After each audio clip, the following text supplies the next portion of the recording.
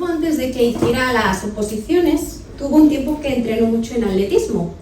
Entonces, desde muy chiquitito, entrenó y su objetivo era llegar muy lejos. Antes de ser bombero, él quería ser un gran atleta. Y eso le ayudó después está pitando un montón, no sé por qué, pero bueno. Eso le ayudó después de la oposición, porque durante muchos años había preparado las carreras. Y él lo que me decía, que lo único que hacían él entrenaba, llegó un momento que entrenaba todos los días, muchas horas, y lo único que hacían en esos entrenamientos era entrenar el tiempo de reacción. Sabéis que los deportistas cuando corren están así, ¿verdad? Están así todos, yo no sé imitar muy bien la forma, pero parece ser que cuando tú eres bueno, al final y llegas a un nivel muy alto de competición, al final todos son muy buenos y al final todos son muy rápidos. ¿Y dónde está la diferencia entre ganar y no ganar? En entrenar el tiempo de reacción. El tiempo de reacción, esas son milésimas chiquititas, que es desde que suena el disparo hasta que plum, hace el corredor, se levanta y reacciona, ¿vale? Eso se le llama el tiempo de reacción. Entonces él me explicaba que había diferentes ejercicios para entrenar el tiempo de reacción. Entre ellos ponían a alguien a 10 metros de él y sonaba el disparo y entonces los dos salían y el objetivo del que estaba atrás, que era el que iba a entrenar, era alcanzar después del primer disparo al otro, que iba 10 metros por delante. Y bueno, son cosas, es muy difícil porque es la capacidad, tienes que entrenar la atención también, ¿no? Tienes que estar muy atento. Y de alguna manera, no sé por dónde voy a salir, pero me gustaría al final que nos quedemos con esta idea, entrenar el tiempo de reacción, porque la diferencia de ganar o no la carrera es el tiempo de reacción, muchas veces. Y la diferencia, como un cristiano a veces, también es el tiempo de reacción, saber reaccionar a tiempo. Y entonces, con esto, ahora vamos a ir a otro lado, pero no os olvidéis, ¿vale? ¿Sí? Lo mantenemos ahí en el tintero. Me gustaría que fuéramos a Hebreos 3, del 7 al 10. Y dice, por lo cual, como dice el Espíritu Santo, si oyeres hoy su voz, primero hay que oír, si oyeres hoy su voz, no endurezcáis vuestros corazones como en la provocación, en el día de la tentación en el desierto, donde me tentaron vuestros padres, me probaron y vieron mis obras 40 años. A causa de lo cual me disgusté contra esa generación y dije, siempre andan vagando en su corazón y no han conocido mis caminos. Por tanto, juré en mi ira, no entrarán en mi reposo. Y esto lo vamos a ir desgranando un poco más adelante, pero aquí lo que vemos es una progresión de un declive, ¿vale? Lo veremos más adelante. Pero a mí me llama la atención, dice, si oyereis hoy su voz, no endurezcáis vuestros corazones como en el día de la tentación en el desierto. Y si conocemos la historia del pueblo de Israel, sabemos que estuvieron 40 años en el desierto. Y el tema es que Dios define estos 40 años de no hacer nada, que en el fondo no se hizo nada en esos 40 años, los define como el día de la tentación. ¿Vale? ¿Os imagináis el desierto? 40 años y Dios en esos 40 años, Dios estuvo a punto de acabar con el pueblo de Israel varias veces, no una. Por eso también define este periodo como el tiempo de la tentación. Y entonces me quiero referir a una de las ocasiones en la que Dios estuvo a punto de decir, mira, aquí se acabó todo, hubieron más de una, pero quiero referirme a una en concreto que está en Números 16. Y es un pasaje largo que explica un drama, es un drama literal, en el que realmente falló el tiempo de reacción. Hubo un saltarse la manera de hacer las cosas, pero sobre todo hubo un no saber reaccionar a tiempo. Y A mí me gustaría, vamos a leer el pasaje entero, es largo, pero yo creo que para ir extrayendo cada enseñanza tenemos que leerlo, ¿vale? Entonces os pido que desde el principio estéis muy atentos, porque todo desde el versículo 1 hasta el versículo 49, todo tiene cosas importantes, ¿vale? Pues vamos a ello. Dice, cierto día, Coré, hijo de Izar, quien era descendiente de Coat, hijo de Leví, conspiró con Datán y Abirán, hijos de Eliab, junto con On, hijo de Pelet, de la tribu de Rubén. Ellos provocaron una rebelión contra Moisés junto con otros 250 jefes de la comunidad, quienes eran miembros prominentes de la asamblea. Todos se unieron contra Moisés y Aarón y les dijeron, ustedes han ido demasiado lejos. El Señor santificó a la comunidad entera de Israel y Él está con todos nosotros. ¿Qué derecho tienen ustedes para actuar como si fueran superiores al resto del pueblo? Cuando Moisés oyó lo que decían, cayó rostro en tierra. Entonces les dijo a Coré y a sus seguidores, mañana por la mañana, el Señor nos mostrará quién le pertenece a Él y quién es santo. El Señor permitirá la entrada a su presencia solo a quienes Él elija. Coré, tú y tus seguidores, preparen sus recipientes para quemar incienso. Y esto, quemar incienso, en ellos debería estar sonando una campanita, porque anteriormente había habido un incidente con quemar incienso extraño. Tendría que estar en sus conciencias una campanita, pero no hubo ninguna campanita. Mañana enciendan fuego en ellos y quemen incienso ante el Señor. Entonces veremos a quién elige el Señor como su santo. Ustedes, levitas, son los que han ido demasiado lejos. Moisés les habló de nuevo a Coré. Ahora escuchen, levitas. ¿Les parece de poca importancia que el Dios de Israel los escogiera de entre toda la comunidad israelita para estar cerca de Él, de manera que sirvan en el tabernáculo del Señor y que estén delante de los israelitas para ministrarles? Coré, ella les dio este ministerio especial a ti y a tus hermanos levitas. Ahora también reclaman el sacerdocio. En realidad es contra el Señor que tú y tus seguidores se rebelan. Pues, ¿quién es Aarón para que se quejen de él? Luego Moisés mandó a llamar a Datán y a Abiram, los hijos de Eliab, pero ellos respondieron, rehusamos presentarnos ante ti. ¿No te basta que nos sacaste de Egipto, de una tierra donde fluye leche y miel, para matarnos aquí en el desierto, y que además ahora nos trates como a tus súbditos? Es más, no nos has llevado a ninguna tierra donde fluye leche y miel, ni nos has dado una nueva patria con campos y viñedos. ¿Intentas engañar a estos hombres? Nosotros no iremos. Entonces Moisés se enojó y le dijo al Señor, no aceptes sus ofrendas de grano. Yo no les he quitado ni siquiera un burro, ni jamás he lastimado a ninguno de ellos. Y Moisés le dijo a Coré, tú y tus seguidores deberán venir aquí mañana y presentarse ante el Señor. Aarón también estará presente.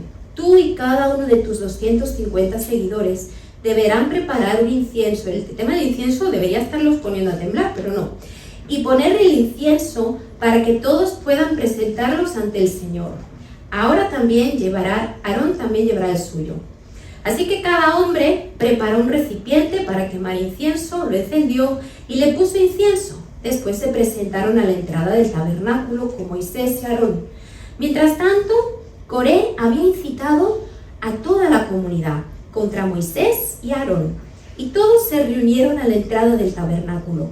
Entonces la gloriosa presencia del Señor se apareció ante toda la comunidad, y el Señor les dijo a Moisés y a Aarón, aléjense de todas estas personas para que pueda destruirlas en el acto. Pero Moisés y Aarón cayeron rostro en tierra y rogaron, oh Dios, tú eres el Dios que da aliento a todas las criaturas. ¿Tienes que enojarte con todo el pueblo cuando solo un hombre peca? Y el Señor le dijo a Moisés, entonces dile a todo el pueblo que se aleje de las carpas de Coré, Datán y Abiram. Así que Moisés se levantó y fue a toda prisa hasta las carpas de Datán y Abiram, seguido por los ancianos de Israel. Rápido, le dijo a la gente, aléjense de las carpas de estos hombres perversos y no toquen ninguna de sus pertenencias. De lo contrario, serán destruidos por el pecado de ellos. Entonces todo el pueblo se alejó de las carpas de Coré, Datán y Abiram. Pero Datán y Abiram salieron y esperaron de pie a la entrada de sus carpas, junto con sus esposas, sus hijos y sus pequeños. Y Moisés les dijo: esta es la manera en que sabrán que el Señor me ha enviado a realizar todas estas cosas, pues no las he hecho por mi propia cuenta.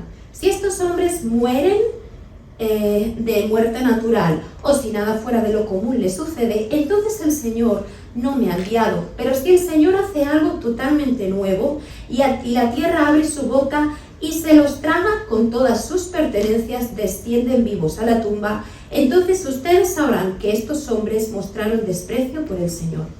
Apenas Moisés terminó de decir estas palabras, la tierra repentinamente se abrió debajo de ellos. La tierra abrió la boca y se tragó a los hombres, junto con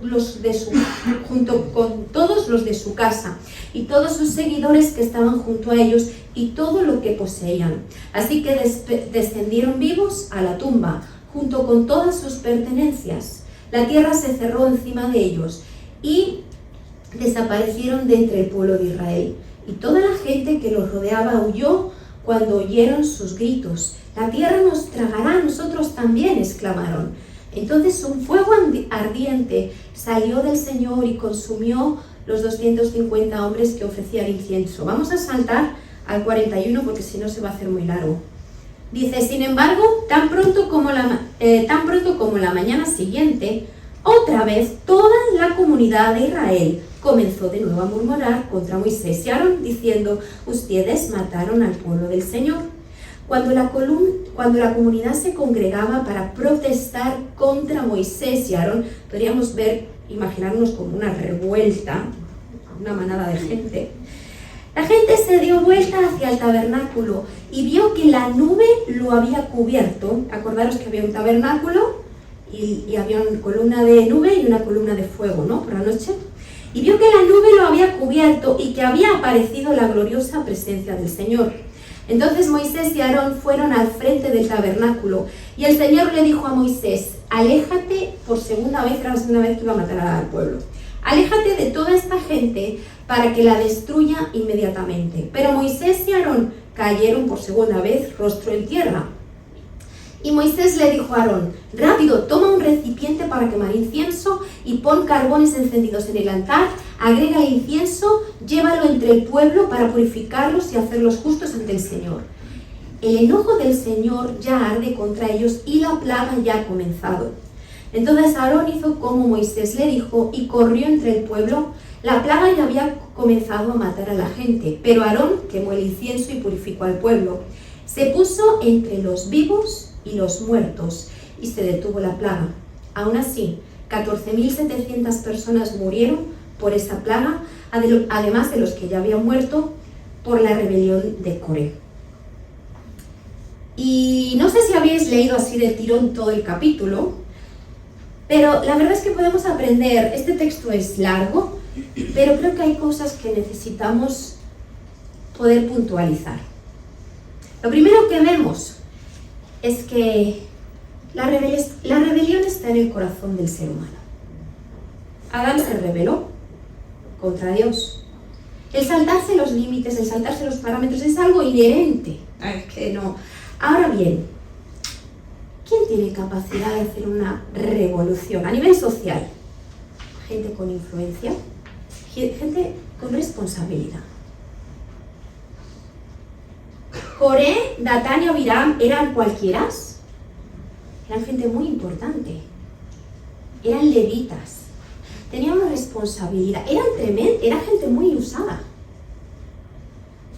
pero que en algún momento la motivación no fue la adecuada. ¿Quién pudo arrebatarle el reino al rey David? Su hijo, alguien muy amado por todo el pueblo. ¿Quién pudo dividir el reino de Israel? El comandante de las tropas, ¿no? Gente en influencia. Y si algo tenemos que ver es: Señor, ayúdanos. Porque cuando a veces tenemos influencia, a veces corremos peligros. Y hoy nos toca evaluarnos. Lo segundo que vemos es que gente que ha sido usado por Dios, gente que ya estaba sirviendo en el tabernáculo, gente que tenía sus incensarios, era gente que ya estaba, pero no tenían suficiente. Y es raro porque contrasta con la figura de Moisés. Moisés, cuando Dios lo llama a sacar al pueblo de Egipto, el que dice, ay no, a mí no me lleves porque yo no sé hablar, ay no, que yo... Es raro porque cuando Moisés, sabéis que llega un momento que Moisés tiene que juzgar a todo el pueblo y no da abasto. Y entonces su suegro le dice, pon a gente que te ayude, y están los 70 ancianos, ¿verdad? ¿Y qué pasa? Que sale el Espíritu Santo, desciende sobre ellos y todos empiezan a hablar. Estoy dando muchas cosas por sabida, pero esos son deberes para casa, el Espíritu Santo ellos empiezan a profetizar y hablar en lengua, y empiezan a tener un mover del Espíritu Santo. Y Josué va corriendo porque habían dos que se habían quedado por ahí rezagados, y el Espíritu Santo cayó sobre los 70. Habían dos que se habían quedado por ahí por sus tiendas medio dormidos y cayeron sobre ellos. ¿Y qué pasó? José va corriendo y dice, páralos, que están por ahí profetizando. ¿Y qué dice Moisés? ¿Y qué? ¿Qué pasa? Mira, vamos al... ¿Dónde es? En número 11:29. Dice, ¿tienes celos por mi causa? Ojalá todo el pueblo del Señor fuera profeta, que el Señor pusiera el Espíritu sobre ellos.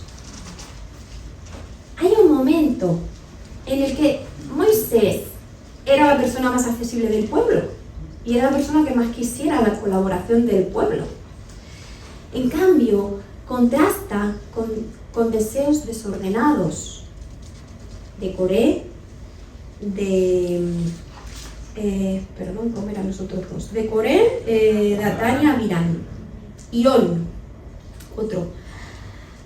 Siguiendo en la lectura, otra cosa que para mí es muy llamativo es que cuando entra un espíritu de rebelión, empiezan a haber medias verdades. Mirad, en el versículo 3 se le encaran a Moisés y dicen, ustedes han ido demasiado lejos, el Señor santificó a toda la comunidad entera de Israel y Él está con nosotros. ¿Eso es verdad? Era verdad. ¿Era toda la verdad? No era toda la verdad. Vamos para atrás. ¿Y cuál era el propósito, el plan de Dios para el pueblo de Israel? Tener comunión, Él con Dios, ningún intermediario. Eso está en Éxodo 20. ¿Y qué pasó? Que Dios le dijo, prepara el pueblo, pon a todo el pueblo aquí preparadito, que yo voy a bajar. ¿Qué pasó cuando empezó a bajar Dios con truenos, relámpagos? ¿Qué pasó? Dijeron, no, dieron un paso para atrás. Le dijeron, Moisés, vete tú, hablas tú con Dios, y lo que Dios te diga a ti, lo dejes a nosotros. ¿Quién fue los que rompieron ese primer plan? El pueblo. No se sentía capacitado. Fue solo a raíz de eso que lamentablemente Dios dijo, pondré intermediario.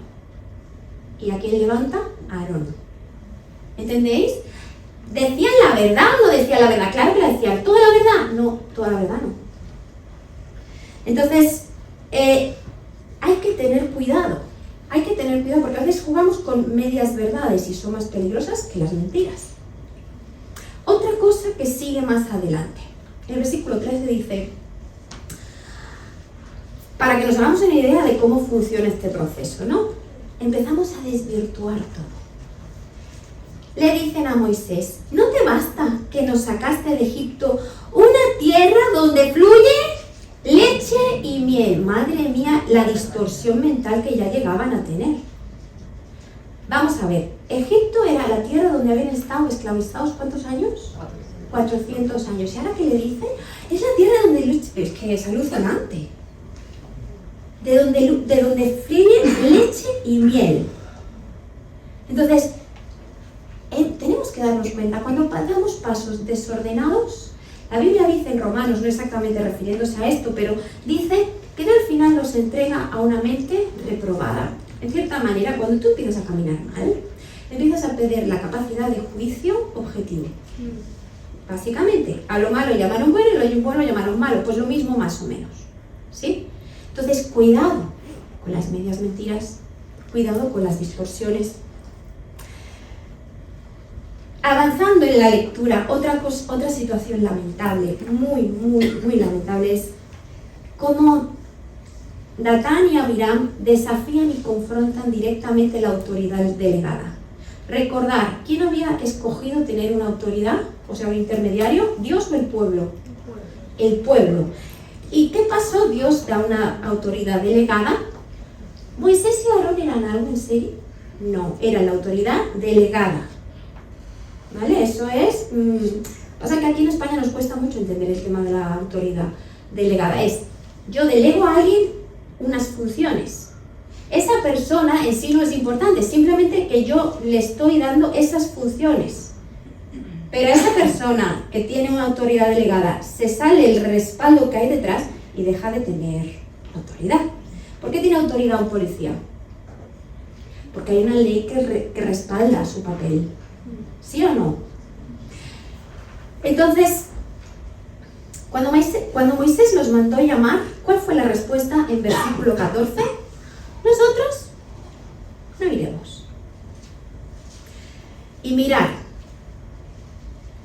Saúl fue malo al final de sus días, pero David hasta el final de sus días lo respetó. Mirad, David tuvo varios momentos para matar al hombre que había intentado matarle, varios momentos.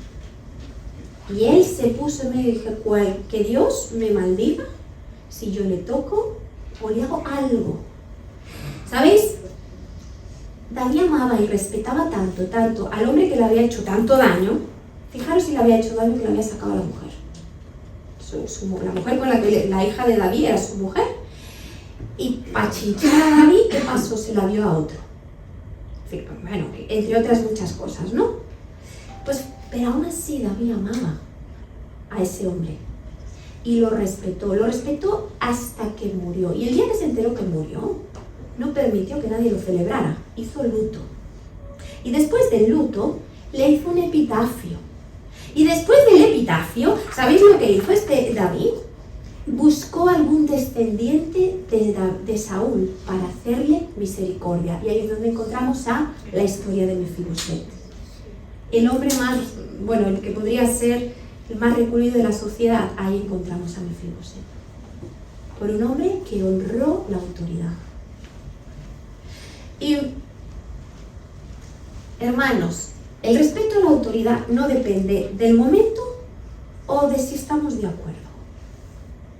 No depende de eso. Yo tengo que respetar cuando un juez dice, pues mira, pues he decidido esto. No depende. No depende del momento ni de yo si lo entiendo o no. ¿Entendéis? Seguimos. Y algo muy peligroso de toda rebelión es su capacidad de expandirse en el grupo. ¿Vale? Si vemos cualquier revolución social, ¿verdad que es como una llama que enciende? Pues, mirar, a mí me llama mucho la atención el versículo 19, dice, mientras tanto, a ver, vamos a ver el versículo 19. Moisés les da instrucciones para decir, vale, pues decís eso, pues traer los incensiarios, vamos a ver. Y en ese momento, entre que están preparando incensiarios y no estaban preparando, ¿qué pasa? Dice, mientras tanto, Coré había incitado a toda la comunidad contra Moisés y Aarón. Estamos hablando de como 2 millones de personas. Obviamente esta capacidad de influencia no podía ser normal, es algo espiritual. No hay capacidad en tan poco tiempo de influenciar. En el versículo 40, fijaros, en el 41, después del episodio en el que finalmente la tierra se abre, Coré, Datán y Abiram son tragados por la tierra y todos, que vamos a morir, no sé qué, se para la situación y al día siguiente, ¿qué pasa? Al día siguiente otra vez dice, toda la comunidad de Israel comenzó de nuevo a murmurar contra Moisés. ¿Había pasado cuántas horas? Nada, ni 24. Y otra vez se estaban volviendo a murmurar. Nos damos cuenta cuenta que ya era algo espiritual, no se trataba de algo de vamos a ver quién es más guay aquí. Entonces, cuidado.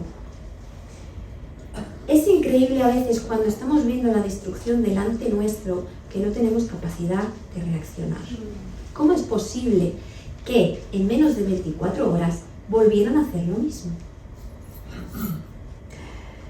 Y en relación a algo que a mí esto trae esperanza, este dramón, porque esto es un dramón, hay algo que a mí me llama la atención y es que podemos escoger mantenernos en la obstinación o reaccionar. Mirad, ¿a quién se tragó la tierra? Coré, Datán y Abiram. Pero en el versículo 1 salen 4 personas. Sale Coré, Datán, Abiram y On. La Biblia no registra nada de On. Probablemente On volvió en sí y se echó para atrás. Hermanos, puede haber tentaciones, puede pasar situaciones críticas, pero la importancia en una carrera es el tiempo de reacción. Vamos contra el reloj. Entonces, Dios nos ayude a parar a tiempo, para tiempo. Y dice el versículo con el que hemos comenzado: si oyeres hoy su voz. Si hoy la estamos escuchando, para tiempo. Para tiempo. Y volviendo al pasaje de esta mañana en Hebreos, dice la Biblia: no endurezcáis el corazón. ¿Y qué quiere decir endurecer? ¿Qué quiere decir? Cuando un bistec ya está muy cocido, muy cocinado, ¿qué pasa? ¿Cómo se pone? Duro, que no se puede ni masticar, ¿verdad? Endurecer quiere decir dejar de ser sensible a un estímulo.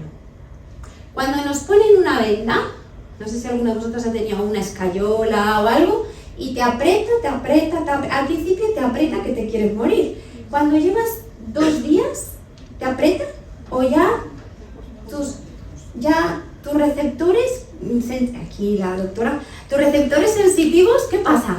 Dejan de enviar señales. Dejan. Entonces, muchas veces lo peligroso es no reaccionar mientras tú estás teniendo ese input. Llega un momento que deja de hacernos reacción. Mira, hay una cosa que yo lo expliqué en la Llagosta una vez. Yo estudiaba música cuando era pequeña y había una cosa que yo era malísima, era mala, al más no poder. Era afinar, afinar bien. Entonces, una de las cosas que hay cuando haces música es que una prueba del conservatorio es que te da un diapasón. Esto es un diapasón, ¿vale? Un diapasón de una doctora, pero sirve igual. Es un diapasón. Entonces, aquí tú haces así y esto está desprendiendo un sonido. Vosotros no lo escucháis probablemente, ¿verdad? ¿O lo escucháis? Excepto Hernán, que Hernán tiene un oído súper dotado. Todos los demás yo creo que ninguno lo está escuchando, ¿verdad? Esto está desprendiendo un ruido. En base a ese ruido, pero este ruido, suena mientras hay vibración. Cuando deja de haber vibración, ya no suena. El ejercicio mío del conservatorio era que me daban esto y en base a esto yo tenía que afinar una canción que ellos me daban. Me daban una partitura y yo me moría. Pero bueno, entonces yo tenía que hacer así y en base a esto yo tenía que estar muy alerta, calcular 3 para arriba, 4 para abajo en función de en qué acordes, en qué tonalidad estuviera. Esto es un do, pero el normal de España es un la. Entonces, en base a la, yo tenía que subir, bajar, y de ahí no me daban oportunidad, yo tenía que empezar a cantar afinada. Entonces a misericordia del Señor me ayudó, solamente que de los nervios, tengo que decirlo, en vez de cantar en la octava que tocaba, los nervios me hicieron cantar en una octava más alta. Entonces yo me di cuenta a medio camino, dije, bueno, que hay que seguir como sea. Yo creo que me aprobaron nada más que por no romper el cristal. Entonces el tema es, mientras esto suena, yo puedo calcular. A ver si lo digo. Aquí está sonando un sonido. Yo de aquí, yo puedo decir, subo para arriba, subo para abajo, ¿vale?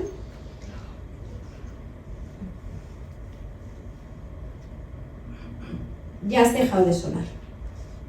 Ahora, si yo tuviera que calcular, yo me pierdo, porque ha dejado de sonar. ¿Entendéis? Entonces, hay una cosa que se llama el Espíritu Santo, que más o menos viene a ser algo así. Él nos habla. Pero ¿qué pasa? ¿Es un sonido muy fuerte? Hay veces que no. Hay veces que no es fuerte el sonido. Hay veces que tienes que... Mira, yo si yo estaba en el examen, yo si llega a entrar alguien por la puerta, abrir la puerta, me desconcentro.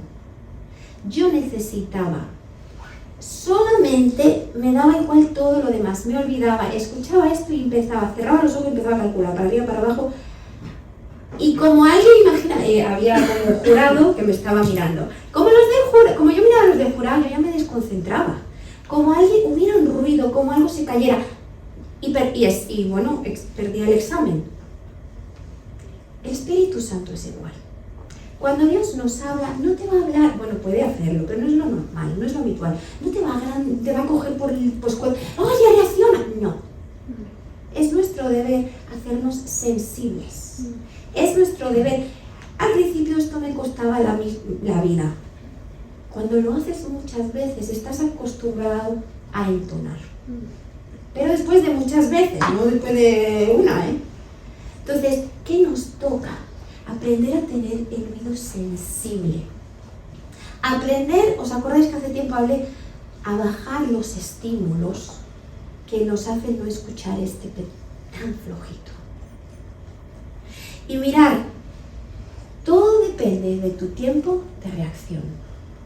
Solo me dejaban hacerlo una vez, no más.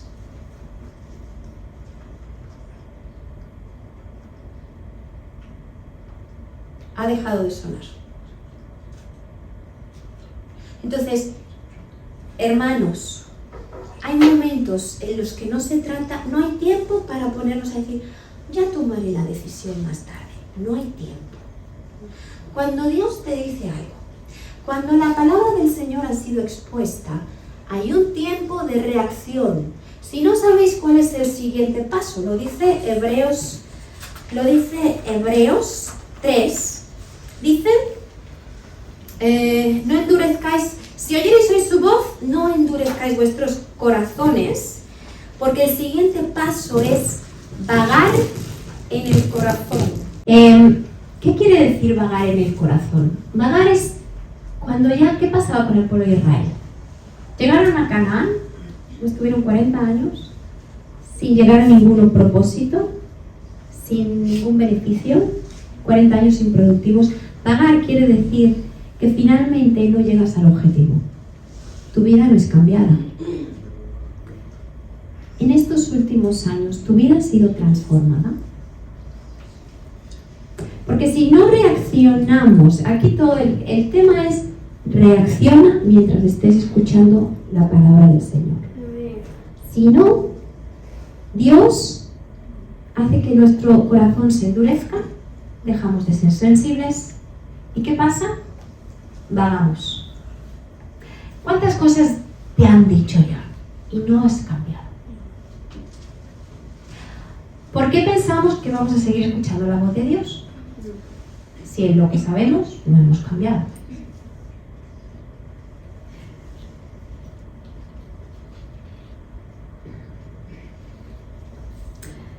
Y mirar ya el último declive, esto es como una cuesta, ¿no? Empiezas así y al principio la pelota, si dejamos una pelota en una cuesta, al principio la pelota corre mucho, no, pero ya cuando lleva la mitad de la cuesta, ¿qué pasa? Ya no hay quien la pare, ¿verdad?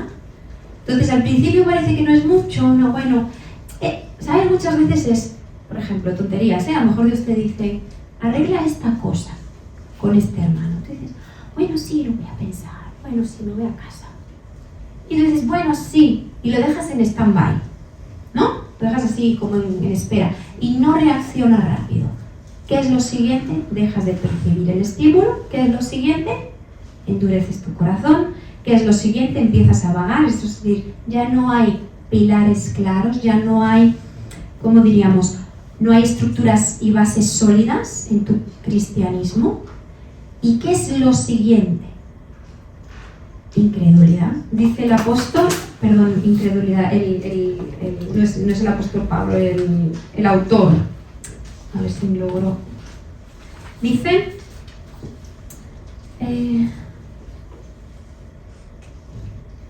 me disgusté con esta generación, estoy en el versículo 10, y dije, siempre andan vagando en su corazón y no han conocido mis caminos. Por tanto, juré mi ira, no entrarán en mi reposo. El siguiente paso en la caída libre es la incredulidad. Después de ser insensible, después de vagar en el corazón, después es incredulidad.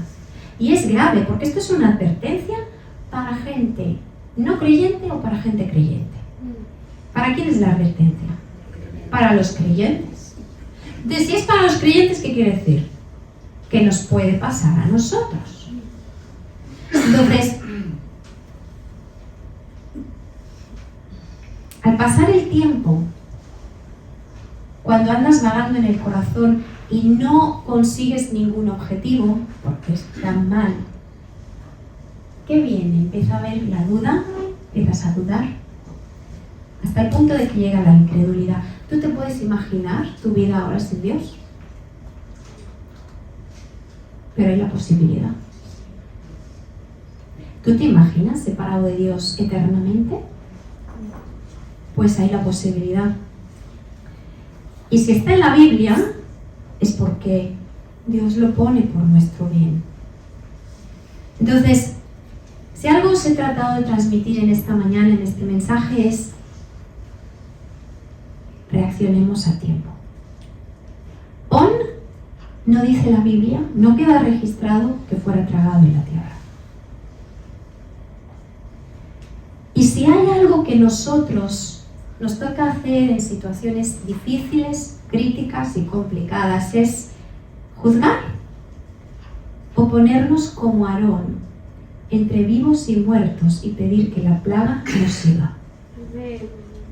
Entonces, yo en esta mañana, yo os pido que podamos evaluarnos y decir, Dios, ayúdame a tener primero un tiempo de reacción adecuado.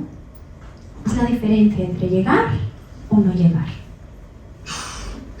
Y segundo, ayúdame a estar como Aarón, intercediendo por la casa de Dios, intercediendo entre vivos y muertos. Mirad, había la revolución real, ¿quién te lo había hecho? ¿Cómo comenzó? Coré, Datán, Abiram y On. Uno al final, gracias a Dios, parece ser, no podemos poner la mano en el fuego, pero parece ser que se salvó. Pero la plaga, ¿qué pasó? ¿Cuántos murieron en aquella situación que estuvo Dios a punto de matar a todo el pueblo 2 veces? ¿Cuántos murieron al final? 14.700 personas. Llega un momento en el que todos tenemos que reaccionar. Entonces, a mí esta mañana, a mí me gustaría, ya sé que es una predicación que se sale de lo normal, que es rara, que es extraña, que es trambótica, bueno, pero es lo que dice la Biblia. Y Dios nos enseña a saber detectar momentos críticos y reaccionar. Detectar momentos críticos y ponernos como Aarón. Ahora ya no estamos en el Antiguo Testamento, ahora ya no hay el sumo sacerdote, ahora ya no. Pero Dios nos ha hecho a cada uno de nosotros sacerdotes. Y podemos entrar a la presencia del Señor y pedir e interceder. ¿Sabéis lo que es el incienso? ¿Cómo se representa muchas veces el incienso en la Biblia? Venga, los que habéis hecho Apocalipsis, ¿qué representaba cada 2x3 el incienso? Las oraciones. ¿Qué hizo Aarón? Se puso entre vivos y muertos con el incienso. ¿Qué podemos hacer nosotros? Ponernos en la brecha y orar. Y en esta mañana os invito a tener un tiempo de orar, de reflexionar, que Dios a cada uno de nosotros, bueno, pues nos llame la atención donde nos tiene que llamar la atención, ¿sí?